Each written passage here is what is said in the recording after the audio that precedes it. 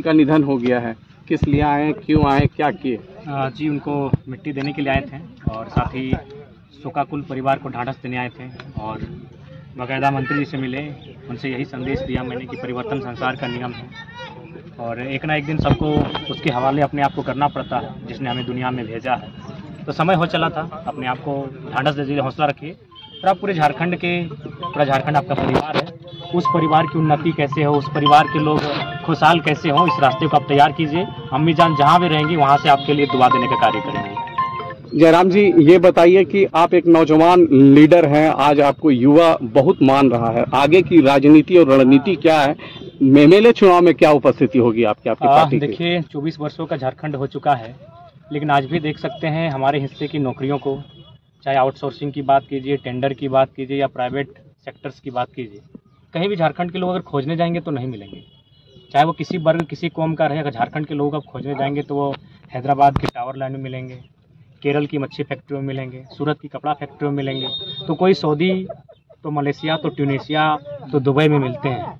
ये दुर्भाग्य का विषय है। 40% खनिज देने वाला झारखंड राज्य, 75 से 80 प्रकार के मिनरल्स देने वाला झारखंड राज्य, अकेले 27% कोयला देने वाला झारखंड राज्य, अगर आज इस प्रकार से पलायन और बेरोजगारी की मार झेलेगा तो कहीं ना कहीं एक सवाल खड़ा होता है कि राज्य किनके लिए बना था। ये सत्ता में अगर आप आते हैं, उपस्थिति होती है, तो किस तरह झारखंड को आप देखिएगा और किस तरह चलाने का प्रयास? सबसे पहली बात है कि भारत एक विविधताओं का देश है। भारत का संविधान भी साफ साफ कहता है और पहले अक्षर में ही भारत का जो पहला आर्टिकल है उसी में साफ साफ है कि भारत राज्यों का देश होगा, यानी बिना राज्यों के अब इस देश की कल्पना करेंगे तो बेईमानी होगी।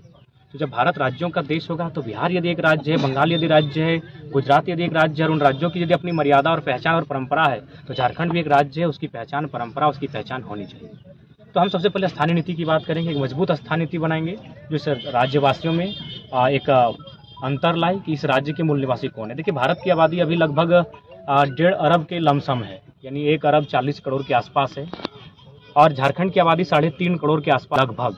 हम 3.5 करोड़ झारखंड के लोग भारतीय हैं, लेकिन सारे भारतीय झारखंडी नहीं है। बस इतना सा फंडा को समझना है, सारे भारतीय झारखंडी नहीं है पर सारे झारखंडी भारतीय हैं। तो ठीक उसी प्रकार झारखंडी कौन है, इसकी पहचान है। एक स्टूडेंट से राजनीतिक सफर, क्या कष्ट लग रहा है कि कहाँ तक पहुँचने में दिक्कत तो अभी भी है। कल 3 बोतल पानी चढ़ाने का काम किए, सुबह से सीने में दर्द, वोमिटिंग इत्यादि कई समस्याओं का सामना किए और आज तो आराम ही कर रहे थे, लेकिन पता चला कि मंत्री जी की माँ का देहांत हुआ है। तो बोला नहीं, चलिए, विचारधाराएं भिन्न हो सकती है, राजनीतिक रास्ते अलग हो सकते हैं, लेकिन वहाँ का रास्ता सबका एक है।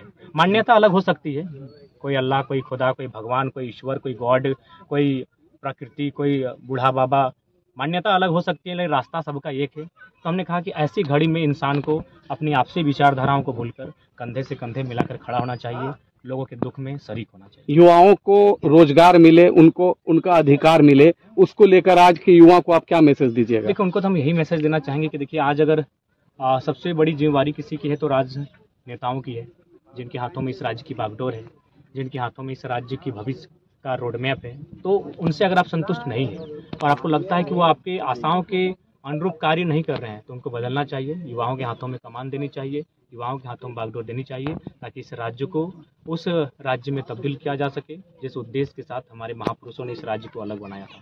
Thank you.